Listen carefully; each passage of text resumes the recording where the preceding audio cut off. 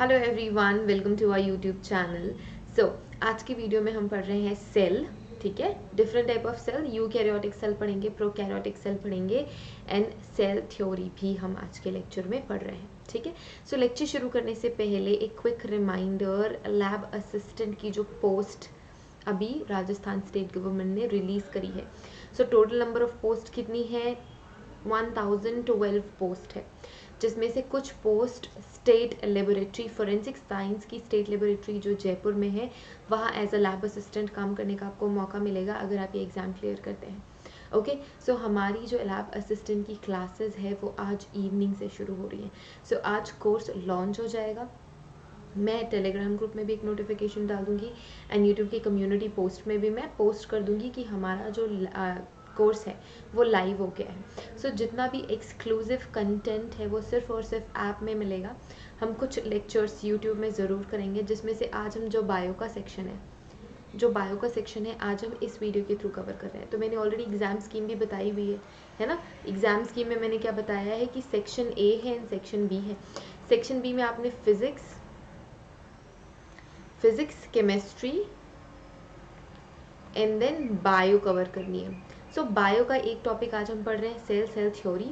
ठीक है, इसके अलावा केमिस्ट्री के कुछ टॉपिक्स यूट्यूब में करेंगे एंड फिजिक्स के कुछ टॉपिक्स। इसके अलावा जितने भी एक्सक्लूसिव पीडीएफ मटेरियल है रिलेटेड टू दिस कोर्स, ठीक है, लैब असिस्टेंट की जो पोस्ट है, सिलेबस सेम है। तो अगर आप फोरेंसिक साइंस लैब के लिए प्रिपेयर नहीं भी कर रहे हैं, बट अगर आप ये लैब असिस्टेंट की एग्ज़ाम देने वाले हैं तो सिलेबस सेम है, क्योंकि मैंने ऑलरेडी बताया हुआ है कि जो मिनिमम एलिजिबिलिटी क्राइटेरिया है वो क्या है, आपकी 12th क्लास तक का। सो 11th 12th में अगर आपने साइंस पढ़ी है, फिजिक्स केमिस्ट्री मैथ्स या फिर फिजिक्स केमिस्ट्री बायो, तो आप एलिजिबल है, एग्ज़ाम दे सकते हैं। तो क्लासेस शुरू हो रही हैं आज से।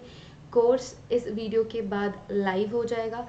एप्लीकेशन अगर अभी तक आपने डाउनलोड नहीं करी है तो डिस्क्रिप्शन में आपको लिंक मिल जाएगी ऐप की, जहाँ पे सारा का सारा स्पेशल कंटेंट आप अनलॉक कर सकते हैं। ठीक है, सो मैंने सारी information they the. Now let's start the class. आज हमें पढ़ना है सेल स्ट्रक्चर। ठीक है, हमें ये पता है, हमने स्कूल में भी पढ़ा है कि सेल क्या है। सेल होती है हमारी basic structural and functional unit, structural and functional unit है ना, unit. So structural and functional unit क्यों? सो स्ट्रक्चर का क्रिएशन भी सेल करती हैं। एक जैसी सेल, सिमिलर सेल्स मिलके क्या बनाती हैं, टिश्यूज बनाती हैं, एंड वो सिमिलर टिश्यूज मिलके ऑर्गन बनाते हैं। तो स्ट्रक्चरल यूनिट भी है एंड यही सेल फंक्शन करती है, तब हमारी कोई भी एक पर्टिकुलर फंक्शन एग्जीक्यूट होता है। तो हमने इसे बोला फंक्शनल यूनिट। यूनिट मतलब कोई एक स्ट्रक्चर, है ना। अगर मैं किसी भी एलिमेंट को एज अ यूनिट एड्रेस करती हूँ तो उसका मतलब है एक। जो बेसिक जो सिंगल स्ट्रक्चर है वो सेल है। हमारी पूरी की पूरी जो कोई भी ऑर्गेनिज्म, चाहे वो सिंगल सेल ऑर्गेनिज्म क्यों ना हो, जितने भी सिंगल सेल है जिन्हें हम कहते हैं यूनिसेल्यूलर मतलब यूनिट बता रहे हैं हम एक। जो सिंगल सेल्यूलर ऑर्गेनिजम्स होते हैं उनमें भी एक सेल है जो सारा काम करती है। सारे जो वर्क होते हैं एक ऑर्गेनिज्म के, वो सिर्फ एक सेल एग्जीक्यूट करती है। कॉम्प्लेक्स ऑर्गेनिज्म मतलब जैसे कि जो ह्यूमंस होते हैं, जो कॉम्प्लेक्स ऑर्गेनिजम्स होते हैं उनमें मल्टीपल ऑर्गन सिस्टम्स होते हैं, है ना। और उसकी बेसिक यूनिट सेल होती है। ठीक है, सेल क्या करती है, इकट्ठे होकर टिश्यूज बनाती है, इकट्ठे टिश्यूज एक जैसे काम करने वाले टिश्यूज, क्योंकि फंक्शनल यूनिट भी है ना, फंक्शन भी तो उन्हें करना है। एक जैसी ही टिश्यूज कलेक्ट होकर ऑर्गन बनाती है एंड वो ऑर्गन कोई स्पेशल काम, जिसे हम कहते हैं फंक्शन, वो एग्जीक्यूट करने का काम करते हैं। ठीक है, तो हमें ये पता चल गया कि सेल कितनी ज़्यादा इंपॉर्टेंट है। अच्छा, अब सेल के अंदर भी कई सारे स्ट्रक्चर्स होते हैं जिन्हें हम कहते हैं सेल ऑर्गेनेल। क्या कहते हैं? जिन्हें हम कहते हैं सेल ऑर्गेनेल्स। यहाँ पे हमने लिखा है eukaryotic cells and prokaryotic cells. Eukaryotic cells क्या होते हैं? ये कॉम्प्लेक्स सेल्स होती हैं। ठीक है, मल्टीपल सेल ऑर्गेनेल्स प्रेजेंट होंगे। अभी हम आगे स्ट्रक्चर में देखेंगे कि एक सेल में कौन कौन से ऑर्गेनेल्स प्रेजेंट होते हैं। प्रोकैरियोटिक सेल कैसी है? प्रोकैरियोटिक सेल बहुत ही प्रिमिटिव सेल है। अब प्रिमिटिव सेल बोलने का क्या मतलब है? प्रिमिटिव सेल का मतलब है पुरानी। ठीक है, प्रिमिटिव तो इनका फंक्शन उतना एडवांस्ड नहीं है, ये एडवांस्ड सेल नहीं है, प्रिमिटिव सेल है। सिंपल होते हैं, सिंपल सेल होती है, मल्टीपल ऑर्गेनल्स नहीं प्रेजेंट होंगे, बहुत सारे ऑर्गेनल्स नहीं प्रेजेंट होंगे, जैसे कि कॉम्प्लेक्स सेल में मल्टीपल ऑर्गेनल्स होते हैं and they do different work. Prokaryotic जो सेल्स होती हैं उनमें स्ट्रक्चर जो होता है बहुत ज़्यादा सिंपल होता है, क्योंकि ये प्रिमिटिव सेल है और ये सिंपल फंक्शंस एग्जीक्यूट करती है as compare to eukaryotic cell. तो हम डिटेल में भी पढ़ेंगे eukaryotic cell and prokaryotic cell को। अब हमने कुछ इम्पॉर्टेंट पॉइंट्स पढ़ने हैं जो कि सेल से रिलेटेड है, ठीक है, सेल से रिलेटेड है, इम्पॉर्टेंट है। तो पहला जो स्ट्रक्चर है, पहला जो पॉइंट है वो ये कह सकते हैं कि cell is a structural and functional unit of an organism, ठीक है, तो ये लिख लेते हैं, ठीक है, cell is a structural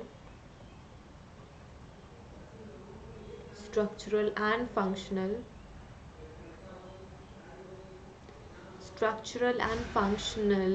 unit of an organism, ठीक है, स्ट्रक्चरल यूनिट भी बोल दिया, फंक्शनल यूनिट भी बोल दिया, ठीक है। अब और क्या है, ये क्या करते हैं, मल्टीप्लिकेशन भी, they undergo in a they multiply खुद से, है ना, हम क्या कह सकते हैं, दे रेप्लिकेट इंडिपेंडेंटली, रेप्लिकेट इंडिपेंडेंटली। सो रेप्लिकेशन इंडिपेंडेंटली रेप्लिकेशन हो रहा है, इसका कहने का क्या मतलब है, जो सेल है, सेल डिवीजन होता है, अभी हम सेल थ्योरी में भी पढ़ेंगे सेल डिवीजन के बारे में। सो हमें पता है कि सेल डिवीजन होते रहता है, आपने स्कूल में पढ़ा होगा, एक होता है मायोटिक डिवीजन, एक होता है हम एक डिवीजन को कहते हैं मियोसिस एंड दूसरे को हम कहते हैं माइटोसिस, ठीक है। सो माइटोसिस मियोसिस होते हैं एंड ये खुद से रेप्लिकेट होते हैं, आप इन्हें कह सकते हो it is the smallest unit of life, smallest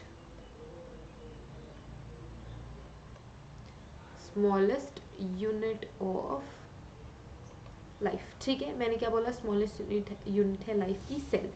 important next क्या है, स्टडी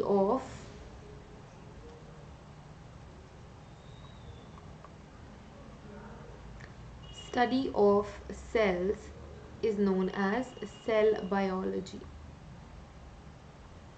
ठीक है, हम क्या कहते हैं, सेल की स्टडी को हम कहते हैं सेल बायोलॉजी, ठीक है।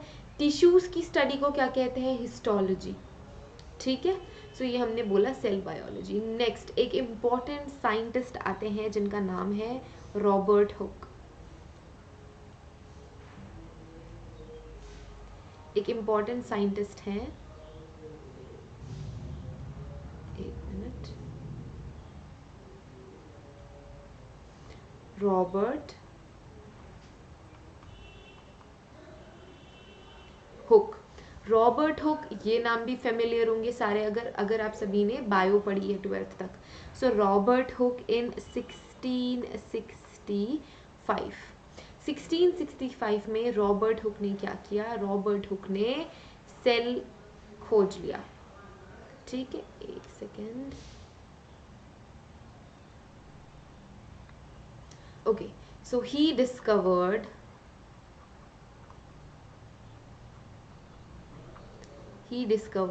सेल, ठीक है। अब मैंने बोला कि इन्होंने सेल इन्वेंट किया या फिर डिस्कवर किया, कैसे डिस्कवर किया।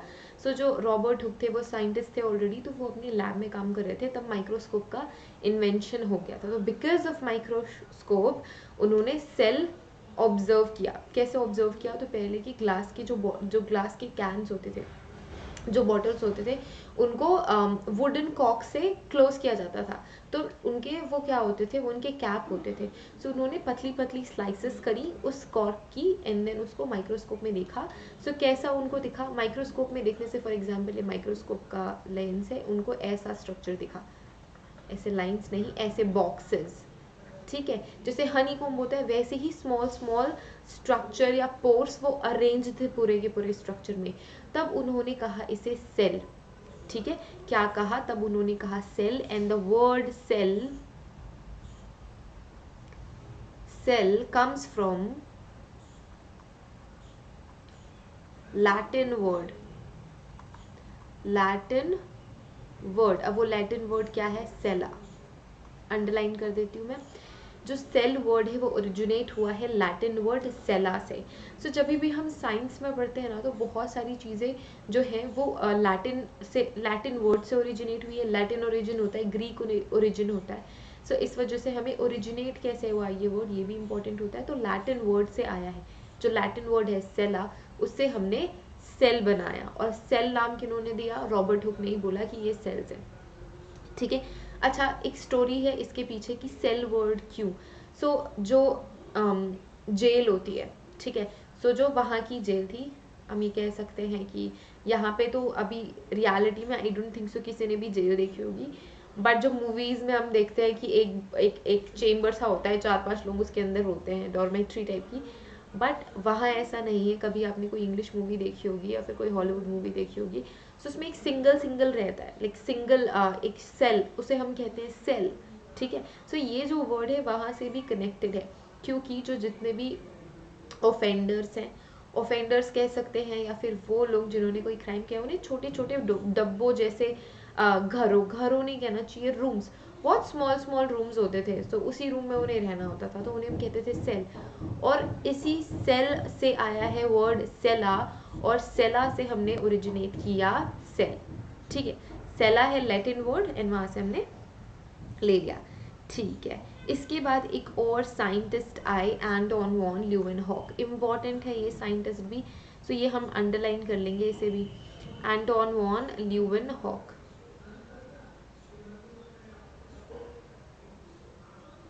ठीक है। सो यहाँ पे एंटोन वॉन ल्यूवेनहॉक। ठीक है, एंटोन वॉन ल्यूवेनहॉक, इन्होंने अब क्या काम किया था। ठीक है, एक सेकेंड।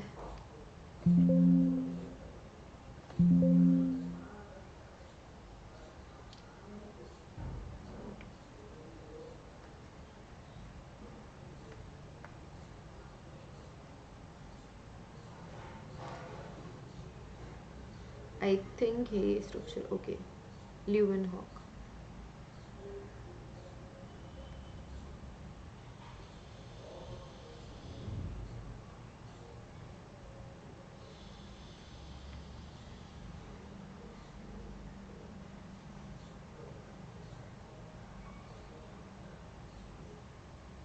Anton von Leeuwenhoek. ठीक है, एंटोन वॉन ल्यूवेनहॉक। टाइमलाइन क्या थी, 1673। 1673 में एंटोन वॉन ल्यूवेनहॉक ने क्या किया, एक माइक्रोस्कोप, एक आप ये कह सकते हो हैंडमेड माइक्रोस्कोप उन्होंने बनाया। क्या बनाया, he made a microscope. So with the handmade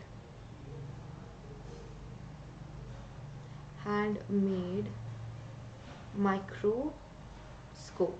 ठीक है। हैंडमेड माइक्रोस्कोप से इन्होंने क्या ऑब्जर्व करने की कोशिश करी, उन्होंने पॉन्ड के स्ट्रक्चर्स को, ठीक है, जो पॉन्ड में जो भी उन्हें स्ट्रक्चर मिला वो उन्होंने ऑब्जर्व करने की कोशिश करी, और उन्होंने सिंगल सेल्ड ऑर्गेनिजम्स ऑब्जर्व किए। ठीक है। जो ये पैरामीशियम है, अमीबा है, ये सारे पॉन्ड वाटर में आपको मिल जाएंगे। सो जब उन्होंने हैंडमेड माइक्रोस्कोप से जो पॉन्ड कंटेंट है वो देखने की कोशिश की, तो उन्होंने सिंगल सेल ऑर्गेनिजम्स देखे, और उनको क्या नाम दिया उन्होंने, एनिमोलिक्यूल्स।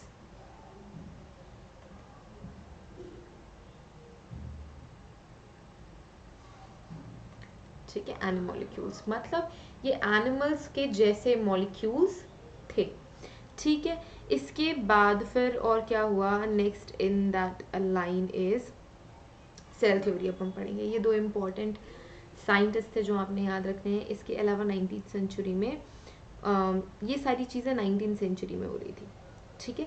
सो 19th सेंचुरी में ये सारी चीज़ें आई, फिर आई हमारी cell theory. Cell theory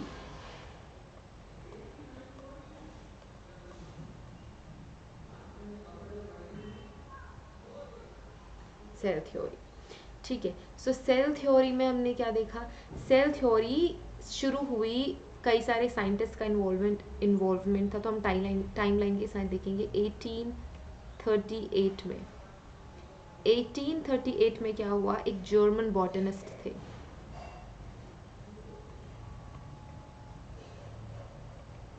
German botanist थे जिनका नाम क्या था, शील्डन,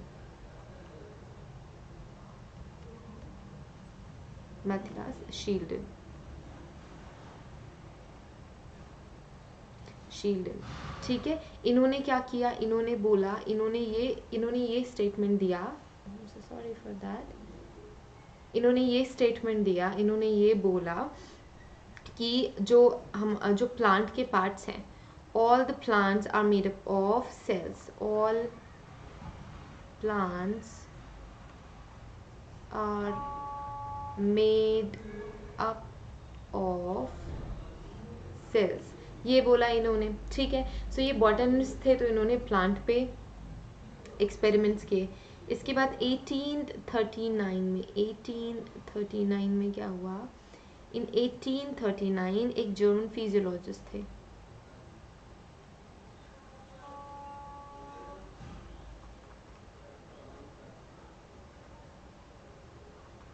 जर्मन फिजियोलॉजिस्ट थे।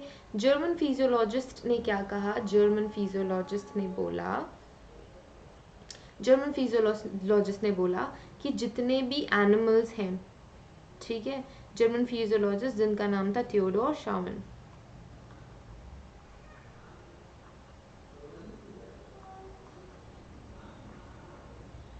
अंडरलाइन कर देते हैं, यहाँ पे भी अंडरलाइन कर देते हैं। सो इन्होंने क्या बोला, इन्होंने बोला कि all the animals, all the animals okay all the animals are made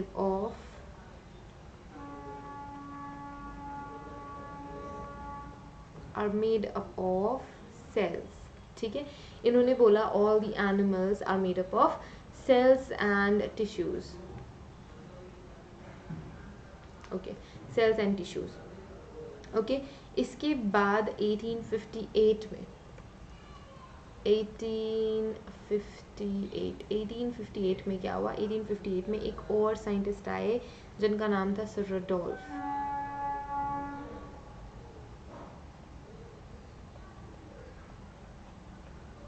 ठीक है। इन्होंने क्या बोला, इन्होंने बोला कि जितने भी, ये भी फिजिशियन थे, was a German physician, he said that cellular structures comes from pre-existing cells,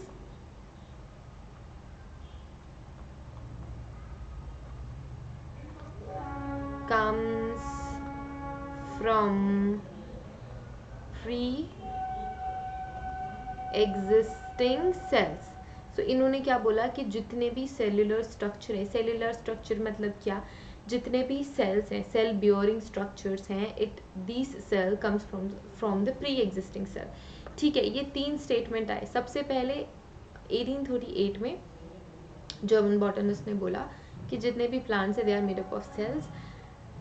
1839 में जो फिजियोलॉजिस्ट थे थियोडोर शॉवन, उन्होंने बोला जितने भी एनिमल्स है they are made up of cell. तो इन्होंने एक स्टेटमेंट दी सेल थ्योरी की कि एनिमल्स एंड प्लांट्स, उन्होंने कलेक्टिवली बोला कि ओवरऑल बोला कि जितने भी लिविंग ऑर्गेनिजम्स हैं, all those living organisms, all the living organisms are made up of cell। और उन्होंने ये नहीं बताया कि ये सेल बन कहाँ से रही है, आ कहाँ से रही है। फिर 1858 में इस सेल थ्योरी में एक और स्टेटमेंट ऐड किया रडोल्फ ने। उन्होंने बोला कि जो सेल्यूलर स्ट्रक्चर है, it comes from the pre existing structure या फिर सेल।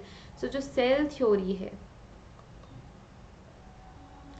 जो सेल थ्योरी है, 2 स्टेटमेंट में उसके 2 स्टेटमेंट है। क्या है पहला स्टेटमेंट, पहला स्टेटमेंट ये है all the living organism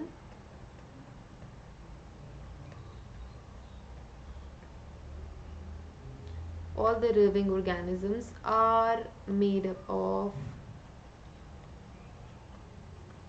cells। ठीक है, दूसरा जो अपडेटेड सेल थ्योरी का स्टेटमेंट है, these cells comes from pre-existing cells, मतलब सेल डिविजन। मतलब क्या, मतलब सेल डिवीजन। सो ये है आपकी सेल थ्योरी। अब हम सेल का स्ट्रक्चर अगर देखें तो ये जो सेल का स्ट्रक्चर है, ये जो सेल का स्ट्रक्चर है ये यूकैरियोटिक सेल का स्ट्रक्चर है। देखो ये आपके यूकैरियोटिक सेल का स्ट्रक्चर है, ये आपके प्रोकैरियोटिक सेल का स्ट्रक्चर है। प्रोकैरियोटिक में न्यूक्लियस एडवांस्ड मैनर में नहीं दिख रहा है, बिल्कुल ऐसे ही होता है। न्यूक्लियोटाइड राइबोसोम्स होंगे, प्लाज्मा मेम्ब्रेन होती है, फ्लैजिला, फ्लैजिला या सीलिया मूवमेंट के लिए होता है, ठीक है। सीलिया फ्लैजिला मूवमेंट के लिए होता है, एंड देन एक कैप्सूल होता है। ये आपकी प्रोकैरियोटिक सेल है। यूकैरियोटिक सेल में प्रोमिनेंट न्यूक्लियस, न्यूक्लियस में भी लेयर होती हैं, बहुत सारे एडवांस्ड सेल ऑर्गेनल होते हैं। तो वो यहाँ पे हम देखेंगे कि कौन कौन से सेल ऑर्गेनल्स होते हैं। सो सबसे पहले हम शुरू करेंगे आपके प्लाज्मा मेम्ब्रेन। सो ये प्लाज्मा मेम्ब्रेन है, सेल का जो आउटर लेयर होता है प्लाज्मा मेम्ब्रेन का बना हुआ होता है। और प्लाज्मा मेम्ब्रेन भी आपने पढ़ा होगा कि लिपिड बायलेयर वाली स्ट्रक्चर एक्सेप्टेड है, तो लिपिड बायलेयर स्ट्रक्चर होती है सेल की, तो वो भी हम आगे आने वाली क्लासेस में या फिर ऐप की क्लासेस में पढ़ेंगे, ठीक है। प्लाज्मा मेम्ब्रेन के बाद आपको यहाँ पर माइक्रोफिलामेंट्स दिख रहे होंगे, ये फाइब्रस प्रोटीन होते हैं फ्रॉम द सेलुलर कॉर्टेक्स, ठीक है। मेड्यूला और कॉर्टेक्स आपको बायोलॉजी में मल्टीपल टाइम्स देखने को मिलेंगे। ये दो वर्ड है, मेड्यूला एंड कॉर्टेक्स। सो देखो कॉर्टेक्स इंटरनल स्ट्रक्चर होता है, इनर स्ट्रक्चर, ठीक है। मेड्यूला मिडल स्ट्रक्चर, ठीक है। मेड्यूला को हम कह सकते हैं मिडल स्ट्रक्चर है, कॉर्टेक्स आपका इनर स्ट्रक्चर है, ठीक है। ये माइक्रोफिलामेंट्स प्रोटीन के फिलामेंट्स होते हैं, फाइब्रस प्रोटीन फिलामेंट होते हैं, जो सेल डिवीजन के टाइम में जो आपके क्रोमोसोम्स हैं उनको अरेंज करने का काम करते हैं। देन इंटरमीडिएट फिलामेंट्स यहाँ पे आपको दिख रहे होंगे, it is again the fibrous protein that holds on organelles in a place. So organelles को अपनी अपनी जगह में अरेंज करके रखने का काम करते हैं। यहाँ पे आपको दिख रहा होगा centrosome. Centrosomes are microtubular structures, ठीक है। सो इनका भी सेल डिवीजन में काफ़ी इंपॉर्टेंट काम होता है। इसके अलावा यहाँ पे आपको और भी माइक्रोट्यूब्यूल्स दिख रहे होंगे। It is from the meiotic spindle that maintain cell shape, ठीक है। मियोटिक डिवीजन में स्पिंडल का फॉर्मेशन करते हैं, ठीक है। इसके बाद ये जो आपको पिंक कलर का स्ट्रक्चर दिख रहा है, this is lysosome. It digest food and create waste material. Golgi apparatus क्या करते हैं, it modifies proteins. Then cytoplasm, cytoplasm क्या है, आपका लिक्विड मीडियम है जो सेल के अंदर होता है। साइटोप्लाज्म क्या है, साइटोप्लाज्म भी लिक्विड मीडियम है जो सेल स्ट्रक्चर के अंदर, सेल के अंदर होता है। यहाँ पे माइटोकॉन्ड्रिया है, माइटोकॉन्ड्रिया क्या कहते हैं, माइटोकॉन्ड्रिया को power house of the cell कहते हैं, क्योंकि ये एनर्जी प्रोड्यूस करने का काम करती है। वैक्यूल्स, वैक्यूल्स इंपॉर्टेंट स्ट्रक्चर है। जो प्लांट सेल होती है उनमें वैक्यूल्स, बहुत सारे वैक्यूल्स आपको मिलेंगे। एनिमल सेल में वैक्यूल्स नहीं होते, ये डिफरेंस होता है एनिमल एंड प्लांट सेल में, ठीक है। वैक्यूल्स प्रेजेंट होंगे एनिमल सेल में, ठीक। इसके बाद कुछ ऐसे एंडोप्लाज्मिक रेटिकुलम्स होते हैं जो कि रफ होते हैं एंड कुछ स्मूथ होते हैं। सो रफ एंडोप्लाज्मिक रेटिकुलम क्या करते हैं, it is associated with the ribosome. कैसे, इनके यहाँ पे स्ट्रक्चर आपको दिख रहा होगा, रेड डॉट दिख रहे होंगे। सो ये जो रेड डॉट हैं ये डिपिक्ट करते हैं कि राइबोसोम है इनके सरफेस पे। जो स्मूथ होते हैं उनके सरफेस पे राइबोसोम नहीं है एंड दे मेक लिपिड। और जो रफ एंडोप्लाज्मिक रेटिकुलम होते हैं they make secretory and membranes protein. यहाँ पे आपको पेरोक्सीजोम्स दिख रहे हैं। पेरोक्सीजोम्स क्या करते हैं, they metabolise waste material. Nucleus really very important, सारा डीएनए जेनेटिक मटेरियल आपका न्यूक्लियस में होता है। It is considered with the condensed region with ribosomes where ribosomes are formed. तो राइबोसोम्स का फॉर्मेशन यहाँ पे हो रहा है। इसके अंदर जो क्रोमैटिन है it contains DNA plus associated with proteins.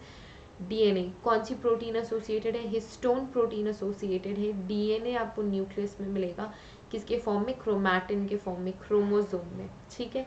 Nuclear envelope, nuclear envelope ये जो स्ट्रक्चर आपको दिख रहा है दिस इज न्यूक्लियर एनवेलप, क्योंकि न्यूक्लियर जो हमारी सेल का न्यूक्लियस होता है वो भी एनवेलप के अंदर होता है, बट प्रोकैरियोटिक सेल में ऐसा नहीं होता। This is the membrane that enclose the nucleus, protein lined that and different pores allow the material to move in or out। तो ये basic important cell organelles cell में प्रेजेंट होते हैं जो अपना अपना इंपॉर्टेंट काम करते हैं। यहाँ पे क्रोमैटिन से स्ट्रक्चर है, जो क्रोमोसोम हम पढ़ते हैं ऐसे इसके अंदर डीएनए अरेंज रहता है, इसके अंदर डीएनए अरेंज होगा, ठीक है, इस तरीके से। फाइन। सो क्रोमोसोम को हमने बोला क्रोमैटिन, डीएनए, प्रोटीन, सारा कुछ इसके अंदर ही प्रेजेंट होगा।